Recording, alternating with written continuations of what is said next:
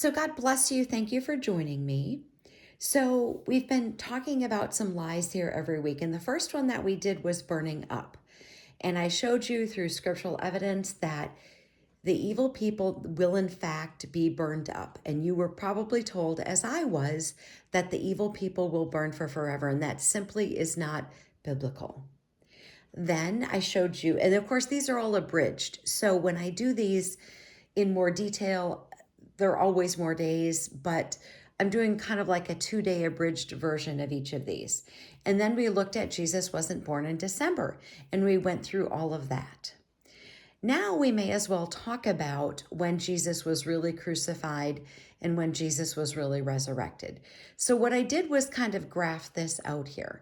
Let me just say that when going through this, when I've done lies before, there are more topics than I thought that there were, but I'm not going to do all of them. I'm only doing some. And we've been lied to in so many areas. The media lies. We cannot trust anything virtually that is said from any channel. Everybody has their own skewed sort of way in which they present the news. So if we've been lied to in every area of our lives, why would we not think that there's lies from the pulpit as well? I'm not trying to slam on pastors and things like that. That's not my intent. And I'm not trying to rip your faith away from you. That's not what I'm trying. I'm trying to get people to see that just because it's said from the pulpit doesn't make it true, and that you need to do your own reading and studying because you're responsible for what you believe. And I'm not saying you need to leave your church. That's not what I'm saying.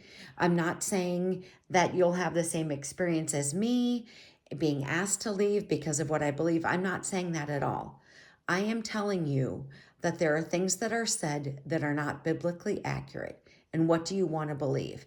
I encourage people, look up everything that I've been telling you. Look it all up for yourself. If I'm wrong, put it in the comments and make a logical and reasonable argument out of the scriptures, not because your grandma said. I'm sure your grandma was wonderful and she loved you and she read her Bible, not because your brother's cousin's, mailman told you. None of that. What does the Bible say? And if it doesn't make sense, then what are you going to continue to believe? Something that doesn't make sense, or look into it for yourselves. And this is one of those things that doesn't make sense. So what I did was I sort of wrote out, here's what we believe. We've been told that Jesus is crucified on a Friday and then he was resurrected on a Sunday. That's what you've been told. That's what I was told, but it doesn't work scripturally. And so this is abridged, of course, so I can't get into everything. But what I did was I wanted to diagram this out. So if this is true, that Jesus was crucified on a Friday and resurrected at sunrise on a Sunday, then you have to answer yourself out of the scriptures. Here's what Jesus says. This is Matthew 12, verse 40. For as Jonah was 3 nights and 3 days in the belly of the great fish, so will the Son of Man be 3 days and 3 nights in the heart of the earth.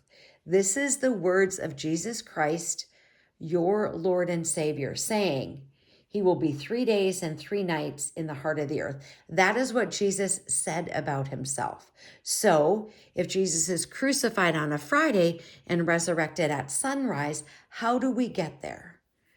Because if we count backward, assuming this resurrection on Sunday is correct, if we count backwards, day 1, day 2, day 3 makes it a Thursday.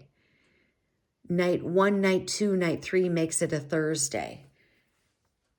Since to God, Saturday, the Sabbath, is important, we need to begin there. And so in the next video, I'm going to provide you more information, and I can show you with this abridged version that the resurrection would have been on the Sabbath and the crucifixion would have been on a Wednesday.